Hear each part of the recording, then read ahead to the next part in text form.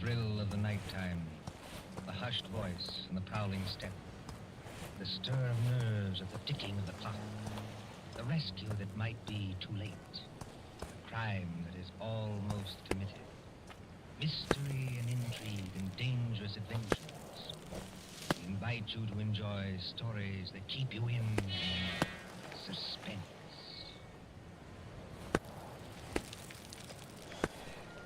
Can a man stake his life against $25,000? Can another and cleverer man track him down like a hunter, stalking his prey and kill him within 5 hours? Can you make a bet with death and win? For Suspense, tonight we present Will You Make a Bet with Death by John Dixon Carr.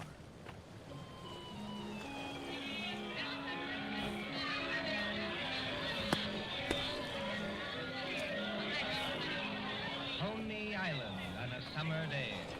There's the beach, bright-colored with bathing suits. There's the boardwalk, all straw hats and summer dressing. There's the Ferris wheel and the roller coasters. There is all humanity eating hot dogs and having a good time. And over there, beyond that souvenir shop, a haunted mill. Get into a little boat. You float through a narrow tunnel into the dark while witches scream. But that fools nobody, does it? There couldn't be any real terror, could there? While the bands are playing and the crowd goes by and... Ladies and gentlemen, a unique attraction. It hurts me to see you stand there and miss this. Only 10 cents, 1 dime, the 10th part of $1 to go through the old haunted mill and get the thrill of your life. An overstatement if you ask me. 1 ticket, please. Did you say 1 ticket, lady? That's right, 1 ticket. What's the thrill? I beg pardon, lady? I said, what's the thrill? Lady, the gals who come here with their boyfriends don't have to ask that. 10 cents, please, this way and mind the gate. Thank you. Step right up, ladies and gentlemen. Get your ticket for the old haunted mill, where ghosts will walk and talk. Give me some tickets. Hurry. Just a minute, young fella. I know you want to get into the old haunted mill, but there's plenty of time. How many tickets? I don't know. You better give me 10. 10 tickets. You hear that, ladies and gentlemen? Here's a young fella who likes the old haunted mill so much, he buys 10 tickets. Don't call everybody's attention. Listen, I've got a better idea. Whatever boat comes after mine, Yeah? I'll give you an extra $1 to send that boat through empty. Now, what's the matter, son? The cops ain't after you, are they? No, it's nothing like that. Will you do it? Well, money talks, young fella. Okay, go ahead.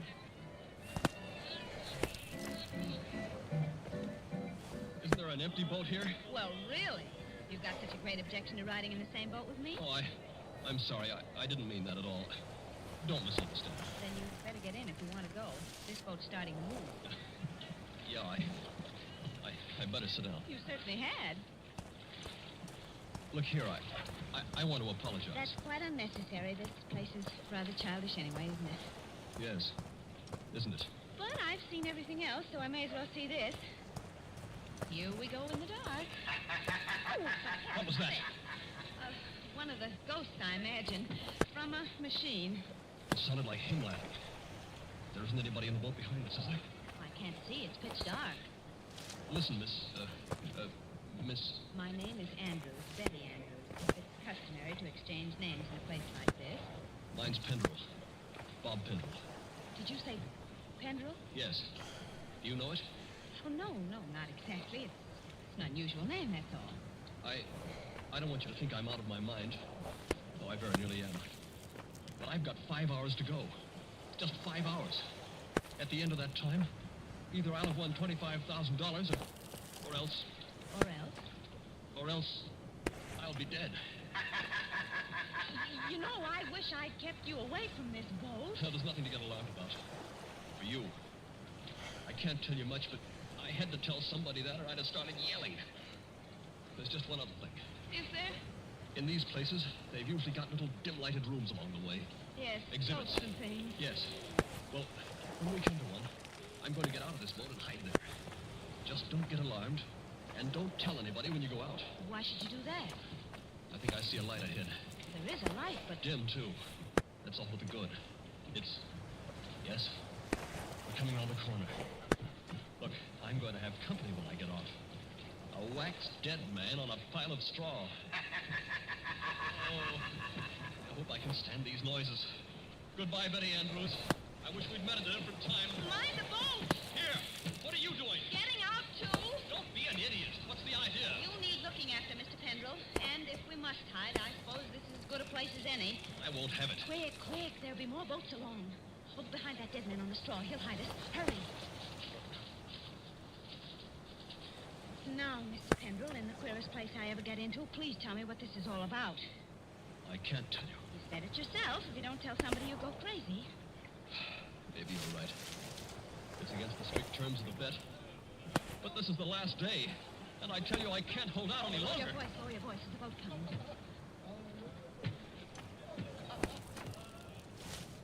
I wonder if you ever heard of my stepfather, John Destry. Yes. I imagine everybody has. He's a millionaire, and I'm not. I'm just a chemist, an analytical chemist. Not very successful.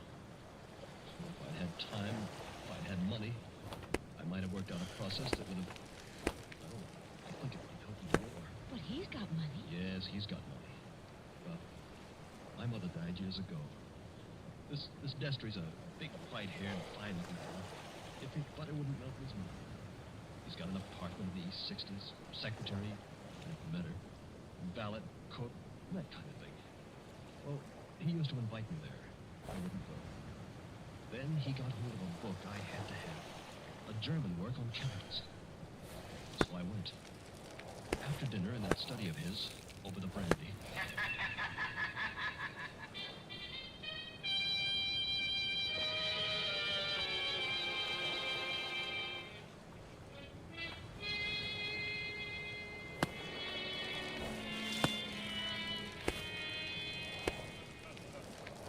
My dear Robert, you're quite welcome to the boat. Don't mention it. Oh, what do you think of this brandy, by the way? Yes, I thought you'd like it.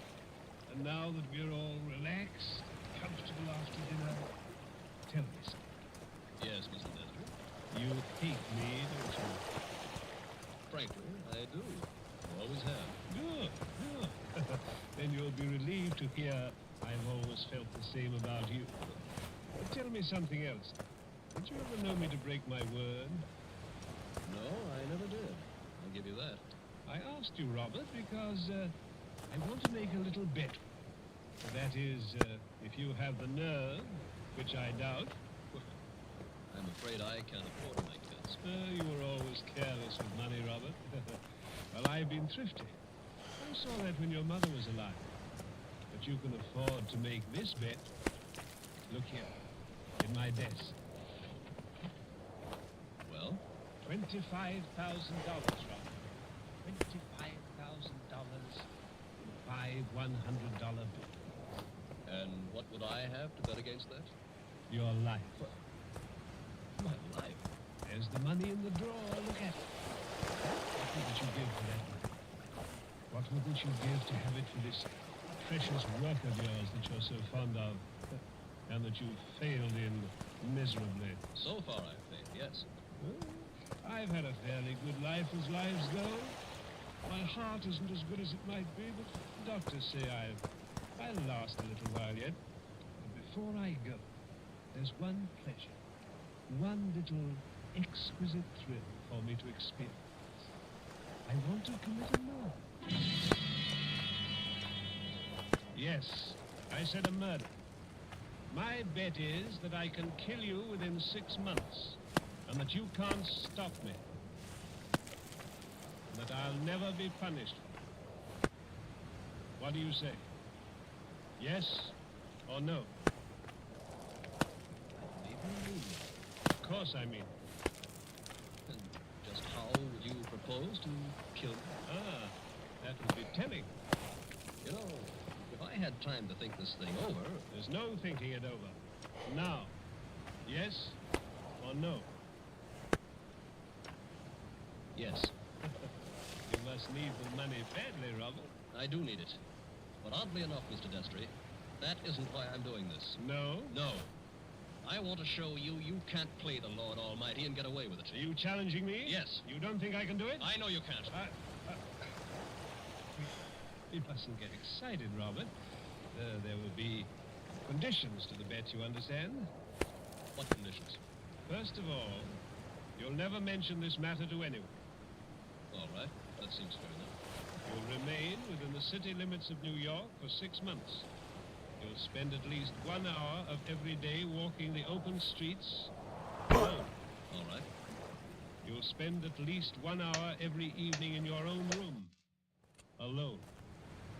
I may come to see you, or I may not. Trying to scare me already, are you? Finally, you'll write out a little note and give it to me. There's pen and paper on the desk in front of you. Write it now. Let's hear what I have to write before I do anything like that. You will write, I am a failure. You can't stop harping on that, can you? I am a failure, and this was the only way out. I wouldn't have done it otherwise. A suicide note? Yes. I intend to use it when I, often.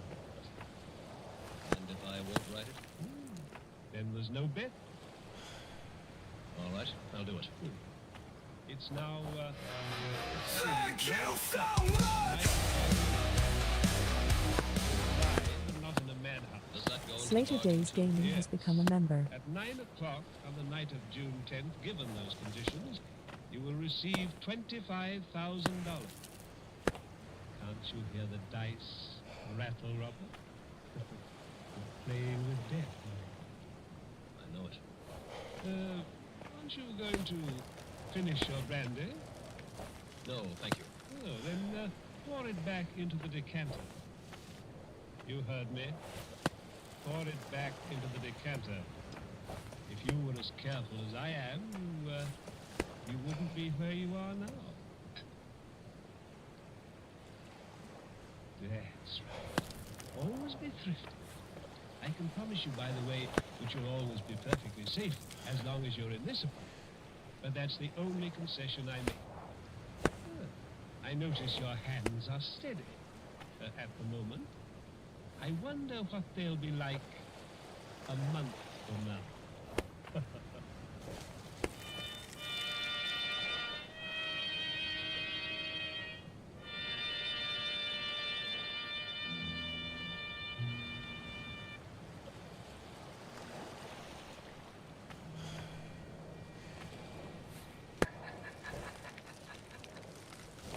So you were fool enough to make a bet with John Destry.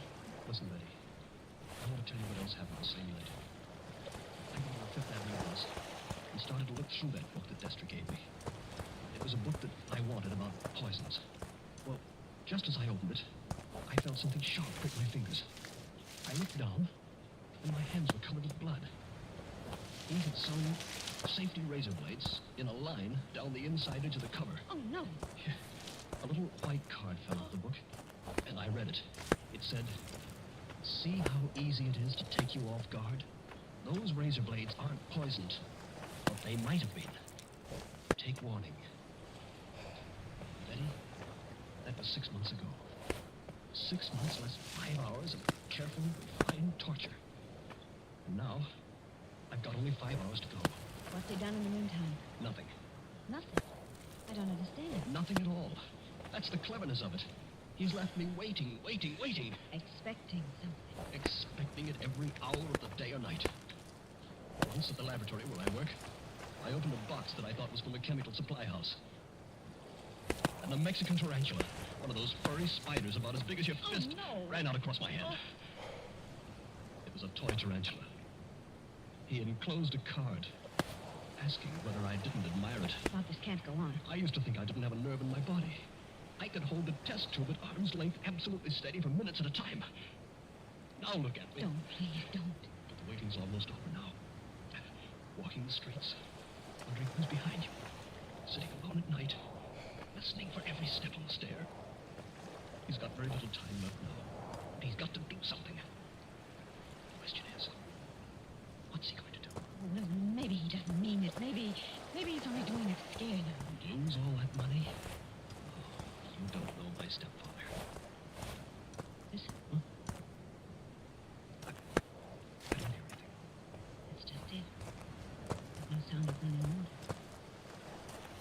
boats have stopped. Then we're all by ourselves here. All with him. Yes. Oh, Lord, how I wish I hadn't gotten you into this. Oh, I'm all right. Or at least I think I am. I thought I saw him in the crowd outside, but I couldn't be sure. I'm seeing him everywhere. Now, Bob, just a minute. Just tell me one more thing. Did you ever see Mr. Destry, I mean face to face, after that first night? Many times. He came to see you? He came to my laboratory once, yes, but mostly I went to see him. And why? Because it was the only place in the world I could feel safe. He's promised that nothing should happen to him while you were in his apartment. Don't you see it was part of the torture? Night after night he'd invite me, and I'd go. Right up until last night. Last night. We were in that study of his, with the devil masks on the walls. He was sitting behind the big mahogany desk.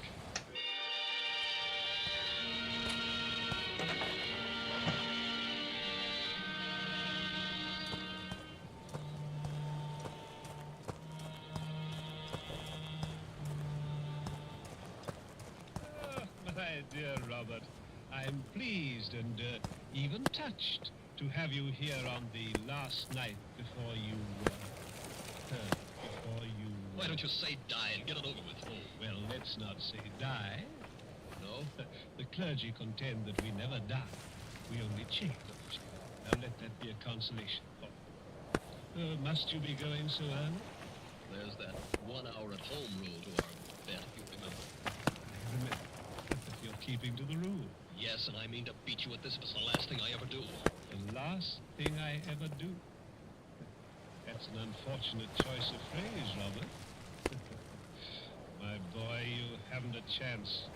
Something's going to happen to you within the next 24 hours when you least expect it. You answer me one question. If I choose, Have you decided how you mean to kill me? I decided that 6 months ago. And you still think you can get away with it? It's a method which has never been known to fail. I give you my word of honor. Is it sudden? Yes, and no. Wouldn't you like to know what it is? Good night, Mr. Destry. I think I'd better be leaving. No. Boy, you mustn't go yet. Sit down. Pour yourself a glass of brandy. No, thanks. Then perhaps you wouldn't mind pouring me a little. My doctor allows brandy, though I'm forbidden spirits. I notice your hands are shaking quite a good deal. You weren't like that 6 months ago, were they? No. You were full of confidence then. Oh. It grieves me to see you waste tobacco by lighting a cigarette and putting it out immediately. No, it's no use lying to you. But I'm going to beat you just the same. You wouldn't like to back out now? After what I've been through, You'd still have your life. I'll keep it, thanks. That's very unwise of you, Robert. Still, you must decide. Oh, I was expecting my secretary a little later to dictate some letters. But now, I think I'll leave her a message that I've gone to bed and turn in myself. Tomorrow is likely to prove an interesting day for both of us. Here's your hat, here's your briefcase, and let me wish you a fond, peaceful, and happy good night.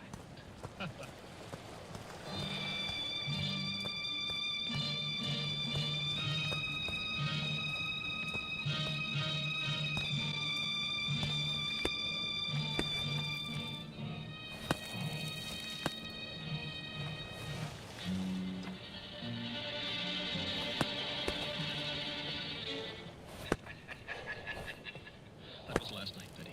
I said I had 5 hours to go. It's less than 4 hours now. And keep away from the old devil until 9 o'clock. I wish those boats would start running again. Why? Because it's almost as spooky in here as a real old mill. I know. Even that wax dummy on the straw. Any minute now. You're expecting to see him move? So am I. Now don't stand up. It doesn't matter. If the boats aren't running, we can hear anybody who comes along. I hope so. Do you think Destry's got in? Bobby can't have got in. He can't even be here. Why not? Because Mr. Destry told me. Mr. Destry told you. I'm his secretary. You know, Betty Andrews, I'm sorry it was you who did this. Did what? You can't guess, can you? Oh, Bob, I didn't come here to trap you or spy on you. If that's what you're thinking, I swear I didn't. No. You only got me to tell you the whole story and lose my bet. I haven't heard a single word you said. Bob, please believe this. He didn't send you here, of course. No, no. And of course you never saw me at his apartment last No, night. I swear I didn't. I got there late. He'd gone to bed. I didn't even take off my hat or gloves before I left again. Don't you understand, Bob? I hate him, too. I want to see you beat him. You've got to beat him. You mean that? Look at me and see if I mean it. Betty, I've almost believed you. You must believe it. And Anything else? you better hide behind that dead man in a hurry. Those boats have started up again. I wish I could tell you, Betty, what that means to me. Come on, hurry. Wait a minute, you two. What? Stay just where you are. Where's that voice coming from? Along the tunnel, I think. But it's not Destry's No, voice. it's a man standing up in the boat. He's coming around the corner. I can see him now. Hurry. The old haunted mill, eh? By golly, if this ain't some place to make a pinch, I never heard of one. What do you mean? Make a pinch? Just what I said. Your name Robert Penrell? Yes. Who are you and what do you want? Police headquarters. You ought to come along with me. I want to see you over in New York. About what? I wouldn't know, lady. It might be about the murder of John Destry. No! Did you say a murder of John Destry? That's right. Somebody poisoned him last night with mercury cyanide. I wouldn't have got you at all, maybe, if the barker outside there hadn't thought the cops were after you to start with. Betty, Yes, Bob. he's beaten me. He hasn't beaten you. Oh, yes, he has. And I know now the weapon Destry was going to use in killing me. It never fails. The electric chair. You mustn't talk like that. Don't you see? He never once intended to kill me in the way I thought. Are you coming quietly, Mr. Penrell? Just a minute. He's poisoned himself. But he's left evidence to show I did it. He's killing me the worst way possible. He's won the bet. The money doesn't matter now. If I'm in the death house for murder, what use have I got for all the money in the world?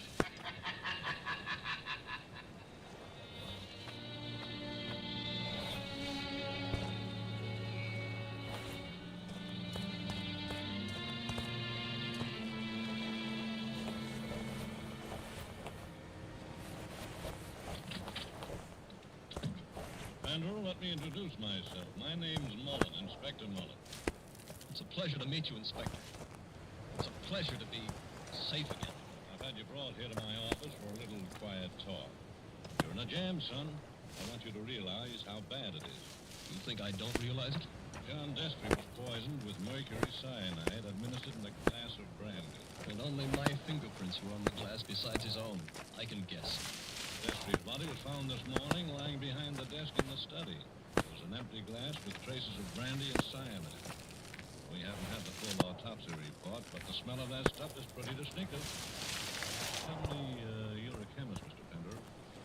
That's right. The boys find that 8 grains of mercury cyanide are missing from your laboratory. Where he visited me a month ago. And in your briefcase, which you took away from his apartment last night, He handed it to me. I remember. we found over $1,000 in cash. Now take a look at this note.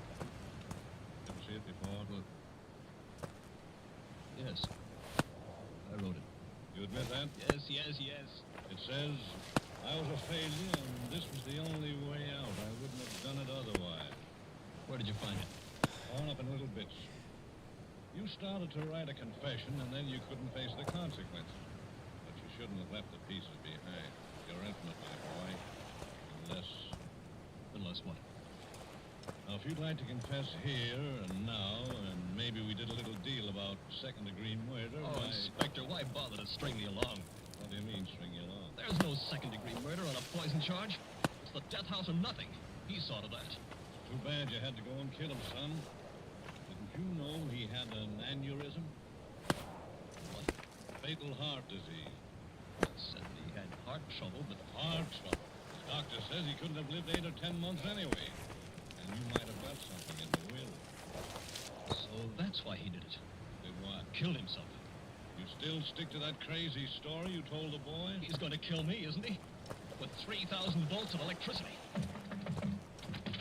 Inspector Inspector Mullen. What are you doing here, Sergeant? Didn't I say I wasn't to be disturbed? All the same, Inspector, I thought I'd better do it. There's a young lady here, Miss Betty Andrews. I think you'd better see her. I'll see her when I'm good and ready. I think you'd better see her, Inspector. You've just heard from Mr. Destry's lawyer. Well, He said that young fellow there, Mr. Penrell, inherits $25,000 in Mr. Destry's new will. did you hear that, son? Do you see what you'd have gotten if you hadn't gone and killed him? He was keeping his promise, that's all. A fine lot of good it'll do me now. But look, Inspector, I've just talked to the medical examiner, and he says there's no poison in Mr. Destry's body. Say that again? There's no poison in the old man's body. Somebody's kidding you. An empty glass with the smell of mercury cyanide and a dead man with a congested face behind the mask? What did kill him then?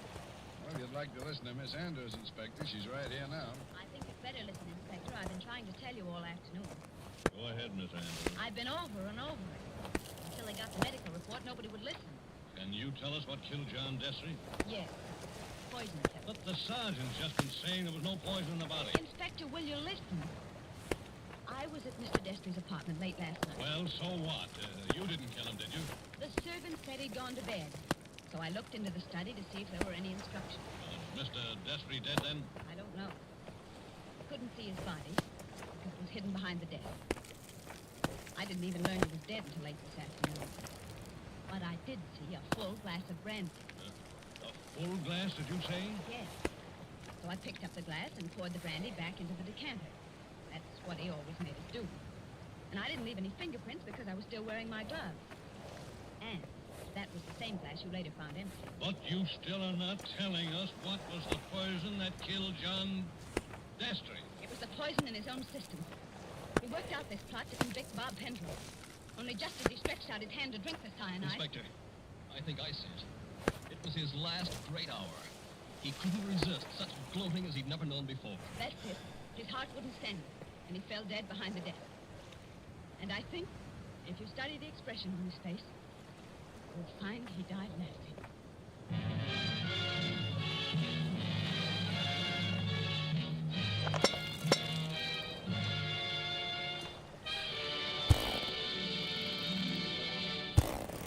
And so ends Will You Make a Pact with Death? Tonight's story of suspense. Part of Bob Penrose was played by Michael Fitzmaurice. Betty was played by Leslie Woods. John Destry was played by Nicholas Joy. And in supporting roles were Ted DeCorsia and Charles Sackett. Again next Tuesday at 9:30 p.m. Eastern Wartime. A story dedicated to the thrill of the nighttime, the hushed voice, and the prowling step. Another adventure in suspense. William Spear, the producer. Mark Sloat, the director in the absence of John Deakins. John Dixon Carr, the author. Our collaborators on suspense.